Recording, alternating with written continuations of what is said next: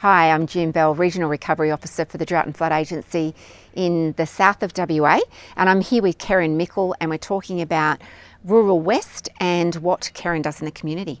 So hi Kerryn. Hi June, thanks for inviting me to be part of this. That's great. Okay. Yeah, so can you just tell me a little bit about what your role is at the moment and how long you've been doing it? So I've started with Rural West very recently. I think I'm their newest kid on the block, so I'm a rural financial counsellor.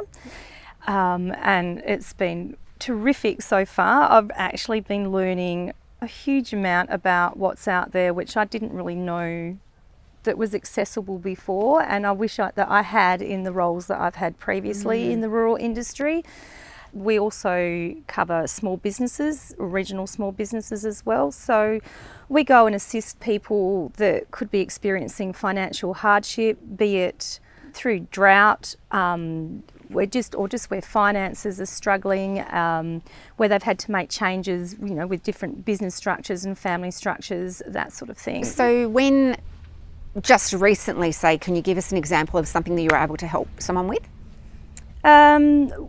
Well, since the programs that people have been running across in Western Community Australia, outreach, yes, the outreach programs, we've had a lot of inquiry from people regarding the farm household allowance. So that's been really good. That really brought quite a few people in, and it's actually been a big help to them. I think they've been really grateful for that. Yeah. We've done a little bit of drought funding with some of the RIC loans that are available, a little bit with the RIC Agri-Starter packages as well. Okay. There's been a little bit of succession planning in the mix there. Yep. With the small businesses, I've actually found some of them have struggled a little bit during COVID.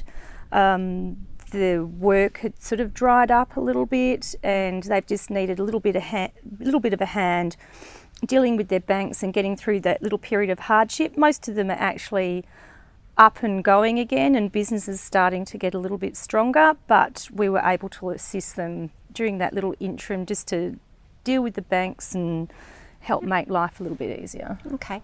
So as far as this region, you've lived here for a long time and you've worked across a lot of different areas, what would you say some of the challenges are at the moment in regard to seasons even? What do you think people are finding difficult or adapting to? I think I've probably worked in the south of Western Australia for probably 25 years. The season seemed to cut off a little bit earlier, 90% of the time.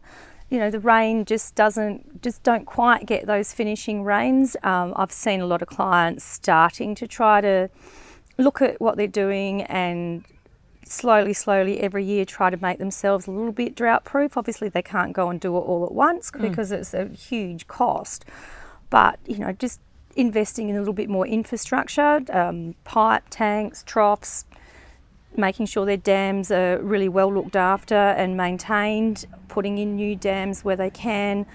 There's quite a few that you will see. We've been doing quite a bit of confinement feeding with stock, so that basically you're not wasting their energy in the feed that you're putting into them. Like they're well looked after, but they're just not roaming all over the paddocks, so you can actually maintain what you're putting in and maintain the stock to the right levels, and looking after your pastures, because you need that feed as you go through. So Well, I just want to say thanks so much for chatting to us today, Kerryn. It's been really lovely talking to you. Really appreciate you taking the time just to go through some of this stuff and talk about rural financial counselling and how it impacts in the community. Thank you. thank you.